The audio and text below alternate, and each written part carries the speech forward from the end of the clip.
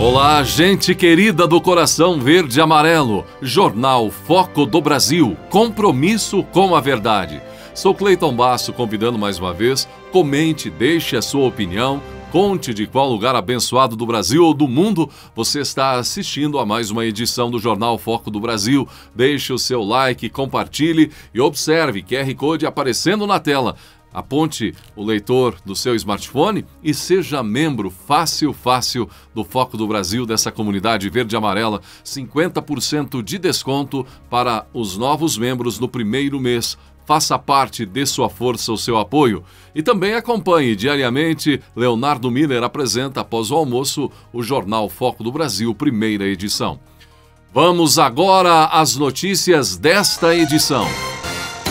O presidente Jair Bolsonaro esteve em 2 estados do Nordeste nesta terça-feira, dia 27 de setembro, Pernambuco e Bahia. Em Pernambuco, o presidente foi à cidade de Petrolina, onde fez carreata, motociata, montou em um touro. E também o presidente cumprimentou apoiadores em Petrolina. O presidente participou ainda de uma motociata que saiu do Pátio Ana das Carrancas, em Petrolina, em direção ao centro da cidade. O trajeto continuou pela Ponte Presidente Dutra até chegar a Juazeiro, na Lagoa de Calu. No final, Bolsonaro retornou a Petrolina para almoçar no Bodódromo, complexo gastronômico com restaurantes cuja especialidade é a carne de bode. Em Juazeiro, na Bahia, o presidente destacou que seu governo não abandonou a pauta de costumes. Muito bem recepcionado também, Bolsonaro falou ali que não admite legalização do aborto e a legalização das drogas. Também, disse ele, não abandonamos a pauta de costumes, aquelas que têm a ver com a nossa fé, com a nossa religião, com a nossa cultura. Nós não admitimos discutir ou legalizar o aborto, não queremos a legalização das drogas e também não admitimos para nossas crianças a ideologia de gênero, falou Bolsonaro. Ele também citou a importância dos filhos. O patrimônio de cada um de nós são os nossos filhos, ressaltando a importância da família, dos filhos, enfim. Eles são o nosso orgulho, a nossa razão de ser. Serão tratados com o respeito que assim merecem, incentivou o presidente. A campanha de Lula avalia uma proposta para recuperar o financiamento de sindicatos. De acordo com o jornal Folha de São Paulo, a taxa seria com base em um imposto, uma taxa a ser cobrada dos trabalhadores, mas com percentual ainda a ser estabelecido em negociação coletiva. Lula já declarou ser contra a volta do imposto sindical, que foi extinto na reforma trabalhista de 2017. Mas o PT avalia a mudança que foi feita para extinguir a taxa no governo Temer, extinguindo a contribuição obrigatória, uma das principais fontes de renda dos sindicatos. O imposto sindical deixou de ser compulsório e o recolhimento depende de autorização do trabalhador. Com isso, a arrecadação das entidades sindicais laborais, sindicatos, confederações e centrais, caiu de 2,2 bilhões de reais em 2017 para 21,5 milhões, de 2,2 bilhões em 2017 para 21,5 milhões em 2021. A proposta em análise pela campanha de Lula foi apresentada por sindicalistas e é conhecida como taxa negocial. De toda forma, é um desconto no salário dos trabalhadores para bancar sindicalistas ou os sindicatos. É algo muito provavelmente que deva acontecer em uma eventual vitória do petista. Milhares protestam contra o governo de esquerda da Colômbia. Entre outras pautas, os manifestantes demonstraram descontentamento com as ameaças à propriedade privada promovidas por camponeses, como são chamados os sem terra. Milhares de colombianos realizaram a primeira marcha nacional contra o governo do presidente Gustavo Petron. Foi nesta segunda, dia 26. Entre outras pautas, os manifestantes demonstraram descontentamento com o aumento do preço da gasolina e com as ameaças à propriedade privada promovidas por camponeses sem terra. As manifestações percorreram as ruas de Medellín, no noroeste, Cali, sudoeste, entre outras cidades e capitais, com clamor variado. Alguns dos cartazes expostos diziam respeito à propriedade privada ou Petro incentiva o crime em vez da produção. A chegada do governante ao poder da Colômbia estimulou indígenas e outros camponeses a ocuparem à força dezenas de propriedades em um dos primeiros conflitos sociais. Petro se tornou o primeiro presidente de esquerda da história da Colômbia ao conquistar pouco mais da metade do eleitorado com uma bateria de reformas, prometeu, com o objetivo de aumentar os impostos sobre os ricos, frear a exploração de petróleo e uma reforma agrária para distribuir terras férteis aos pobres ou sem terras, entre outras. Para colocar em prática as iniciativas, o líder esquerdista formou uma coalizão legislativa majoritária com o apoio de vários partidos tradicionais. Ele declarou, agora na Assembleia da ONU, ser a favor de parar a briga, a guerra contra a cocaína. Você viu a declaração polêmica que ele deu e repercutiu. Até o próprio presidente Bolsonaro comentou a diferença. Enquanto Bolsonaro foi à defesa de religiosos cristãos que estão sendo perseguidos pela ditadura na Nicarágua, o presidente colombiano foi defender a cocaína. E ainda outros pontos problemáticos envolvendo a Colômbia. É possível que em breve tenhamos uma nova Argentina no pedaço. E se não roubar, veja o que dá. Os 90 mil servidores dos Correios devem receber participação de dividendos e lucros da empresa em breve. O anúncio foi feito pelo presidente da empresa estatal, Floriano Peixoto Vieira Neto, durante uma entrevista. E, de acordo com Vieira Neto, pela primeira vez em 10 anos, os Correios tiveram lucro suficiente para enviar parte dos dividendos para o Tesouro Nacional e dividir uma parcela entre os colaboradores, os servidores. O lucro em 2021 foi de 3,7 bilhões de reais, o melhor resultado em 22 anos, segundo o presidente. Todos os 90 mil empregados vão receber uma parcela.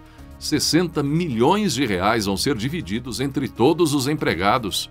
É importante destacar esse benefício porque, mesmo sendo uma obrigação constitucional, é algo que achamos de muita pertinência em termos de direito. O presidente Jair Bolsonaro se empenhou pessoalmente para que a gente pudesse pagar os benefícios aos empregados, afirmou o presidente da estatal, lembrando que no período da pandemia, os Correios não deixaram de trabalhar em um único dia. Ainda segundo Vieira Neto, quando assumiu a gestão em junho de 2019, encontrou uma situação bastante difícil. A empresa estava em condição pré-falimentar, prestes a falir, estava prestes a se tornar dependente do Tesouro Nacional e causar ao governo um acréscimo de gastos de 18 bilhões de reais.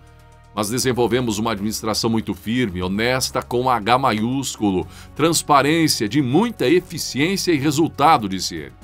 Destacou ainda que os Correios estão presentes em todos os 5.570 municípios brasileiros, sendo o maior operador logístico da América do Sul. Eleições 2022. Não podemos esquecer que, neste ano, a votação seguirá o horário de Brasília em todo o país. Com isso, também a apuração e a divulgação de resultados começando mais cedo, ao contrário de anos anteriores. Nessas eleições, o TSE decidiu unificar, como sabemos, o horário de votação. Pela primeira vez, todas as sessões eleitorais vão funcionar das 8 horas às 17 horas, 5 da tarde, do horário de Brasília. Ou seja, cidades em outro fuso horário devem se adequar ao horário da capital federal. É o caso de todos os municípios do Acre, de Mato Grosso do Sul, Rondônia, Roraima. No Amazonas, a medida vale para os 62 municípios, que se dividem em 2 fusos horários. Em Pernambuco, o distrito de Fernando de Noronha também precisará se adaptar ao horário diferenciado, considerando a resolução 23.669 do Tribunal Superior Eleitoral de dezembro de 2021. Os estados e municípios devem seguir esses horários na hora de votar. Paulo Guedes, ministro da Economia, é um mito para muitos, inclusive o Brasil sendo muito bem visto lá fora em função do trabalho do Ministério da Economia, os resultados que o país está alcançando. E Paulo Guedes disse que o Brasil vai receber uma avalanche de investimentos para a segurança energética. A fala ocorreu durante o Fórum Empresarial da Bahia, na capital, Salvador.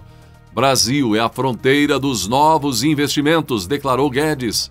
Vamos receber uma avalanche de investimentos para a segurança energética. Aqui no Nordeste tem umas 10 Itaipus para fazer aqui nos próximos anos em energia eólica, além da exportação de hidrogênio verde, que seria a energia do futuro.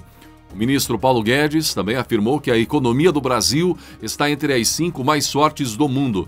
De acordo com Guedes, é preciso confiar na população brasileira.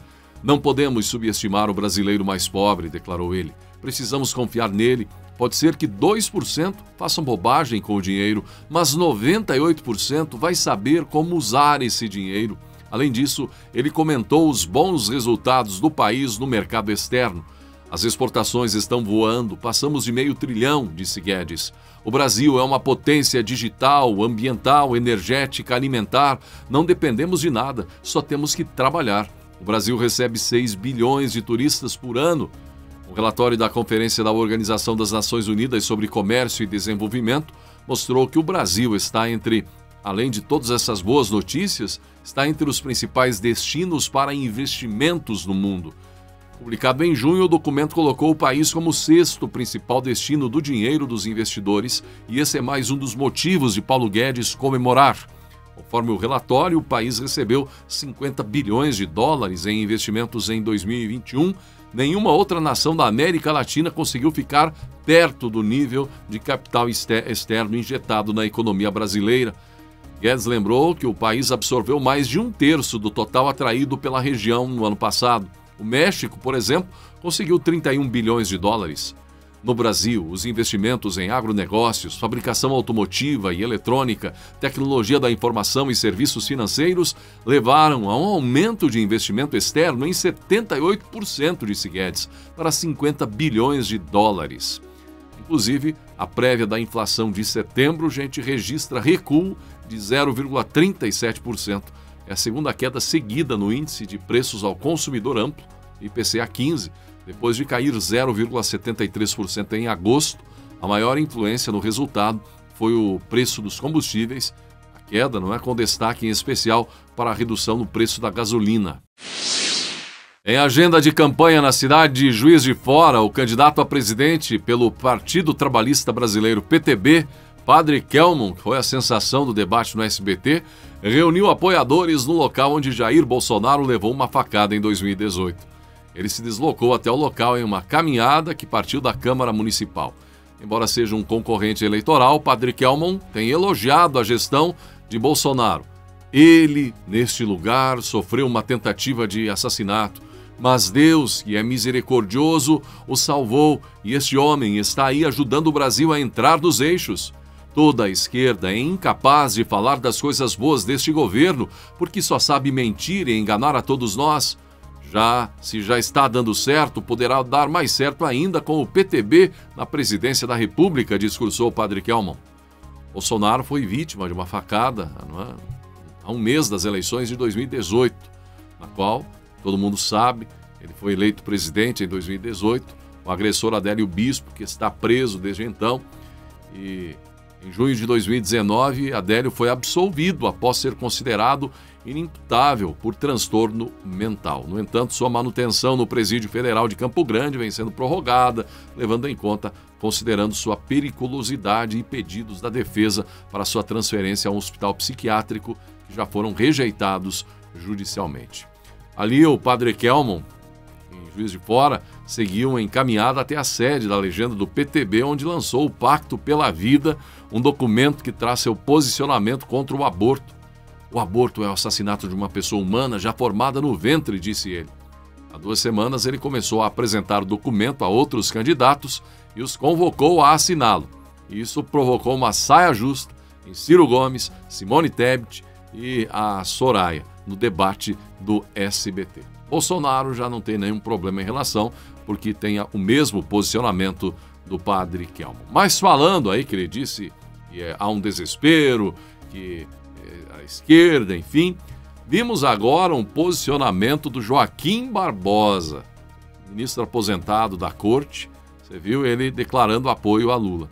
O gozado é que em um vídeo passado ele diz que Bolsonaro foi o único a não estar envolvido em maracutaia, em corrupção, quando era deputado federal, em um contexto ali que ele citou. E esse vídeo voltou a circular agora, que ele declara apoio. De fato, essas reformas receberam o fundamental apoio dos parlamentares comprados pelo Partido dos Trabalhadores e das bancadas por eles orientadas ou dirigidas, exatamente no momento em que foram realizados os maiores repasses de dinheiro aos parlamentares acusados. Por outro lado, os líderes dos 4 partidos cujos principais parlamentares receberam recursos em espécie do PT orientaram as suas bancadas a aprovar o projeto, que fora encaminhado pelo governo. Somente o senhor Jair Bolsonaro, do PTB, votou contra a aprovação da referida lei. Todos os demais votaram no sentido orientado pelo líder do governo e do Partido dos Trabalhadores na Câmara dos Deputados. E Joaquim Barbosa se escandalizava, não é, com os escândalos do PT, a corrupção, enfim, até pousou quase que como candidato em eleições anteriores para salvar o Brasil, mas nunca deixou de esconder esse viés à esquerda, a Lula, enfim, esse posicionamento que agora foi declarado oficialmente.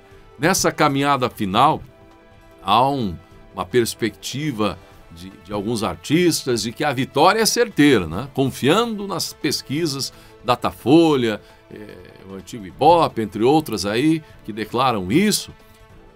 Há artistas que já vinham declaradamente contra Bolsonaro se posicionando agora, como é o caso de Felipe Neto, declarou apoio a Lula após, no passado, fazer um vídeo bombando contra o ladrão, é isso e aquilo e tal, não é, contra Dilma. Xuxa também agora abriu apoio, fazendo sinal de voto em Lula, enfim, e ela já era uma inimiga declarada de Bolsonaro, em função de tudo que ela defende, não é compatível de forma alguma com o que o presidente Bolsonaro defende, questões aí como LGBT, drogas, outras situações, enfim, que não vem ao caso comentar. Mas também quem mais que apareceu aí, parece que fazendo apoio a Lula, Raquel Sherazade, pois é, não foi declaradamente, pelo menos que eu vi aí nas redes sociais, mas apareceu uma imagem com um viés, um sinal, algo assim, já caiu também nas redes sociais. Ela que era uma das falantes absolutas aí na época da roubalheira no passado, e falava em vídeo, isso e aquilo, fez o nome em cima dos escândalos de corrupção. E aí agora parece que posicionada estranhamente. Também tem pensamentos incompatíveis com alguns princípios defendidos na linha conservadora, defendidos pelo presidente Jair Bolsonaro. Já é de caso antigo esse posicionamento contrário a Bolsonaro. Mas enquanto isso, vimos aí o presidente fazendo multidões mais uma vez na Bahia e em Pernambuco, contrariando mais uma vez as tais pesquisas. O pastor Cláudio Duarte voltou a dar declarações em defesa do presidente Jair Bolsonaro. E quem diria, o UOL abriu espaço para o pastor Cláudio Duarte. Ele explicou no portal UOL a razão de ser eleitor, votar em Bolsonaro, que é candidato à reeleição no pleito deste ano. Então temos aí, nessa linha de pessoas conhecidas, Cláudio Duarte é um, vota em Bolsonaro. Sérgio Reis, declaradamente, vota em Bolsonaro. Quem mais? Vimos aí Amado Batista há poucos dias, vota em Bolsonaro. Zezé de Camargo, famoso cantor. É uma linha de grandes artistas brasileiros, queridos e amados. E por outro lado também tem artistas bem conhecidos, famosos aí por uma outra ala de brasileiros, que apoia Lula. Caso de Anitta, Pablo Vittar, Xuxa, entre outros nomes, não é? E o pastor Cláudio Duarte é um pastor muito conhecido nas redes sociais, se não me engano, é o religioso com um dos maiores números, se não o maior, talvez trabalha junto ali com o padre Fábio Melo, entre outros religiosos, em seguidores nas redes sociais. Ele costuma pregar através do humor também, não é? E segundo Cláudio Duarte, Bolsonaro é um fenômeno. Ele disse ainda que o presidente brasileiro, antes de chegar à presidência, começou a levantar bandeiras que eram próximas dos princípios bíblicos. Bolsonaro é um fenômeno. Um presidente que muitas vezes fala o que pensa. Nós nunca tínhamos visto isso. Talvez nós nem gostamos muito do que ele pensa, entendeu? Mas é alguém que teve uma identificação muito grande com o povo. Inevitavelmente, ele começou a levantar bandeiras que eram próximas dos princípios bíblicos. Ele é alguém que não está no primeiro casamento, mas é considerado um defensor da família. Numa visão ampla, não sou Bolsonaro, eu sou o princípio, o valor que ele está trazendo, comentou o pastor Cláudio Duarte. Duarte também disse que a esquerda começou a falar coisas opostas aos conceitos familiares. Ele revelou que já foi até eleitor do PT, mas avalia que o PT acabou se perdendo. A outra parte, a esquerda, começou a falar coisas tão opostas a conceitos familiares. Para mim também é extremista. Vivemos um efeito meio elástico. Puxaram tanto para trás que quando soltou foi muito para frente. Posso negociar com você meu carro, minha casa, meu relógio, mas não posso negociar com você valores bíblicos, porque eles são meus. Eu já fui eleitor, cabo eleitoral do PT. Talvez se a internet fosse o que é na época do Lula, ele seria um mito hoje. Acho que no caminho ele acabou se perdendo, opinou. Ele também manifestou preocupação, gente, com a mentalidade da liderança da esquerda.